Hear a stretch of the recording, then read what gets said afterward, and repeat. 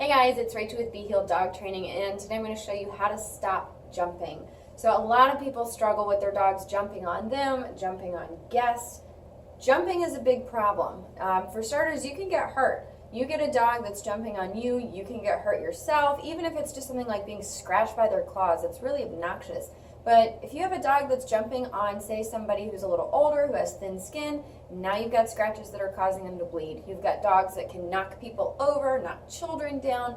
Lots and lots of people have been truly injured by a dog jumping on them. It doesn't matter why the dog is jumping. Typically, it's just out of overexcitement. But even if the dog is being happy, playful, it's not acceptable behavior, and it's something that we've got to stop. A lot of dogs end up turned into shelters over jumping, and a lot of dogs in shelters, thousands of dogs in shelters, are euthanized for jumping alone. There's a lot of techniques out there that you'll see for how to stop jumping. It's actually really quick and easy to stop jumping. So if you've been struggling with this yourself, you're probably just not putting the right techniques in place, whether you haven't come across proper techniques before or you've hesitated to use something that's going to work. But you'll hear things like, turn your back on the dog, cross your arms, ignore them. That sounds great in theory, teaching the dog that that kind of behavior is going to be ignored and that they'll get rewarded if they do something good, like keeping all 4 feet on the ground and sitting. But the problem is, how long are you going to stand like this with a dog jumping all over your back, raking you with their claws? And the other thing you have to bear in mind is that something that you would ask everybody to do? Any guest that comes through your door, are you prepared to tell them, oh, my dog, when they jump on you, just turn your back and wait? No, you're not going to do that. What if your grandparents come over? What if you've got little children in the house? That's not going to be effective at all. It's actually really dangerous. A lot of people get hurt by jumping dogs. A lot of people get injured. People end up in hospitals. People end up in rehab facilities with injuries from a dog jumping on them, knocking them over. It's a big problem. The only way to effectively stop any unwanted behavior is through using a proper punishment. Punishment is not abuse. We're not harming dogs. We're not doing anything that's unfair. All we're going to do is apply a brief, matter-of-fact consequence for the behavior and then move on with our lives. It's a split second out of the dog's day, and then we're going to move on and do other things. So there's a few different ways that you can apply punishers for this. You can use a bonker. Oh, I've got one here.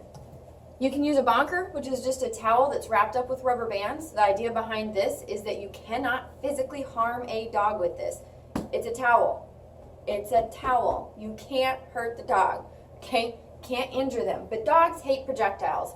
Throw this at the dog, throw this right at the dog, throw this right at the dog's head, and throw it with conviction. Guarantee you, you're only going to have to do this once or twice. If you do it correctly, most dogs are going to stop right off the bat.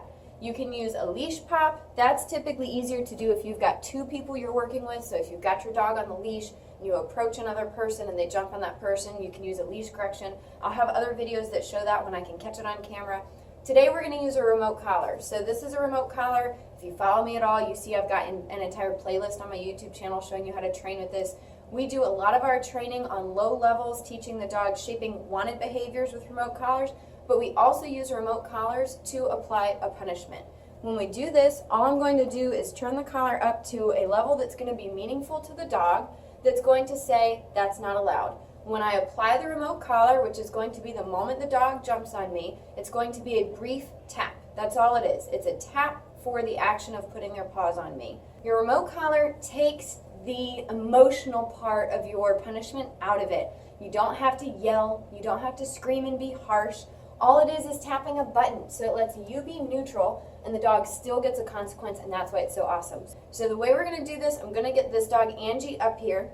I'm going to let her be excited. Now what I'm not going to do is I'm not going to tell her to jump on me and then punish her, because that's not really fair. But I am going to set her up to jump on me. And I fully believe in setting dogs up to do things, because that's how we proof them to real world situations. So you might see me baby talk to her, you might see me get excited, because that's the kind of thing that people in her life are going to do. If she's out on a walk, someone could walk up and say, oh, what a beautiful dog you are, I grew up with a red heeler, and baby talk, and bam, now the dog's jumping on them, okay? Some dogs, all you have to do is start talking to them and they jump, and you want to be able to talk or carry on a conversation, whether it's with your dog or someone else, without a dog jumping on you. So we're going to set her up to do it. If she jumps, she's just going to get a brief tap on the collar at whatever level is meaningful to her. and then we move on. I'm not going to afterwards apologize to her. I'm not going to coddle or baby her. And the reason is I don't want to give her a reason to be fearful about what just happened. I just want her to understand it's a matter-of-fact consequence. She jumps. There's some discomfort involved. Yes, when you apply this as a punisher, there's discomfort. It's not horrific levels of pain. We're not shocking dogs. This is a muscle stimulator. All we're doing is giving a strong muscle stimulation for a split fraction of a second. So there's a level of discomfort that makes the dog go, oh, I don't like that. And that should be a part of training. That's a part of our own lives. Levels of discomfort are involved in things in our own consequences. Consequence is necessary. And if you apply the right consequence and you get this dog to stop jumping, it's going to eliminate it, okay? Now you still might have to proof the dog. You might have to up your distractions. It's not that one correction and the dog will never ever jump again. It's possible. I've seen it happen where you give one correction and the dog doesn't jump again for the rest of their time that we're here, and then once they go home with their owners. Sometimes you may have to do this again in a few weeks, maybe the next day, but if you're applying a punisher and you're having to do it over and over and over, you're probably not being effective. Well, you're not being effective. You're probably not being strong enough. If you're using an e-collar, you probably need to go up in your levels at that point. Anyway, I'm going to go get Angie and understand too that when she's corrected, she may make an audible noise. Typically, that's out of being startled. Yes, it could be out of discomfort, but again, we're talking fraction of a second. And this is not anything that could cause injury to her. This is not anything that can damage her, all right? Now, afterwards, you may see the dog, whether she does it or not. Understand, I want you to understand what you might see if you're working on this with your own dog. You might have a dog get nervous and fearful right after that. Don't let that worry you. That just means that in that moment, they're nervous and fearful about doing that again, and they should be. I can tell you, growing up, there were plenty of times I was nervous and fearful of my parents when I did something wrong, and I knew I was going to get in trouble or I had already gotten punished for it. So, and I have a wonderful relationship with my parents. They did a wonderful job with raising me. Keep that in mind when you're working with your dog. Don't let brief moments of fear or nervousness bother you, because the next thing we're going to do is we're going to go train. We're going to do fun stuff. You got to stop the bad behavior first so that you can work on the fun stuff next. You have to have a dog in a frame of mind that you can work with and train. So that's my spiel. I just want you to understand that. This is really important stuff. Don't shy away from applying proper punishment. Don't listen to the people out there that tell you if you punish your dog, you're going to ruin your dog or ruin your relationship. I have fantastic relationships with my dogs, and they've been punished plenty. We have a fantastic relationship, and that's what I want from this client dog, and I want her to have that with me as well as her owners. All right, so we've got Angie here, and again, the goal is to get her to jump on me. She's going to be corrected. I'm not going to tell her to jump, but I'm going to do things that might encourage her to. Angie here, Angie here, yes, good girl. You're jump. There you go. That's all it was. Pause up, tap on the button. Now we move on. Angie here, good girl. One, good girl. Hey, baby girl. Yes, good girl. Yes, good girl. So, right off the bat, we see already making different decisions. When she approached me the second time, it was sit, it was roll over, it wasn't the jumping again. That's awesome. That's what we want to see.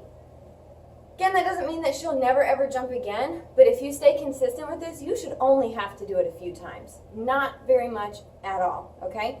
And as you can see, it wasn't a big deal. Paws came up, it was a tap, paws went down. She's fine.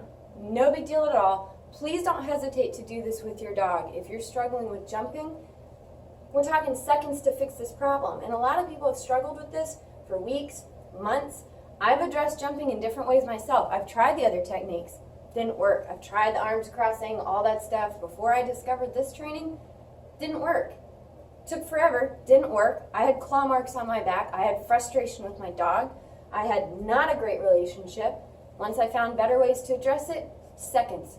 Gone, not a big deal. So, again, is she a little unsure? Quite possibly, but now we get to move on to the next part of our training where we can do all sorts of fun stuff. I'm still going to continue to do things like baby talk and jump up and down and do goofy stuff, and you should see that the dog is no longer jumping. Angie, here. Good girl. Yes. Yes, that's a good girl. Good. Yes. Now, one thing to keep in mind, too, so if you're working with correcting jumping, if your dog jumps on you, and you correct them and they go into a sit, they get off and go into a sit, typically I won't immediately praise them after that because I don't want the dog to possibly associate I jumped and then I sat and then I get praised. It's so confusing. So usually I'll just let it go, kind of like I did there. You saw she went to the pet cut, and then I called her back over to me, and when I'm being goofy and she's not doing anything, or if she does this, now I'm going to give her my praise. Okay, does that make sense? So you just move on, kind of repeat everything, and then when they make the good decision the second time, lots of praise, lots of reward. Angie, here. Good. Hey, good girl. Hey, good girl. Yes. Okay, so now I'm going to praise for that. She's looking at me, she's sitting, acting calm. That's exactly what we want. Hey, yes. Hey, yes. Okay, that's what we want. And yes, it's goofy and I'm speaking all high-pitched and maybe crazy. Typically when I train, I like to keep things really neutral. But if you're proofing your dog and trying to get them good with a variety of distractions, do stuff like that. You know dogs get excited with high-pitched tones of voice, lifting your hands, not touching the dog. If you put your hands on the hips and stand up like this, a lot of dogs want to jump then if you're not reaching down to pet them. Do all those things with your dog. Make sure that you've got them proof to them. Be ready if you know someone's coming over. Have your remote collar on your dog. Address it if it's an issue. And it's not a big deal. Okay, you get a 2-for-1 here. So we've got Emery, who is another board and train, who's only been here for a few days. She hasn't really tried jumping on me at all yet, but she's also had a whole lot of structure here. Everything's been really calm, and we haven't started doing a ton of proofing with her yet as far as that sort of stuff's concerned. So we're just going to see what we get. She jumps, she'll get corrected. Same thing. Quick tap on the remote collar, no big deal. Hey, Em! Hey, Em! Yes! That was it. Okay? Now, we're going to try it again. Em, here! Hey, Em! Hey, Em! Yes, good girl. That's what we want to see. Hey, pretty girl. Hey, pretty girl. Who's the cutest little black dog in the house? That's you. That's you? All right. All right. All right. Yes, good girl. Okay? So we're teaching the dog how to appropriately play as well. There's a certain level of play that's fine, but you're not going to jump up all over me. Okay? And here.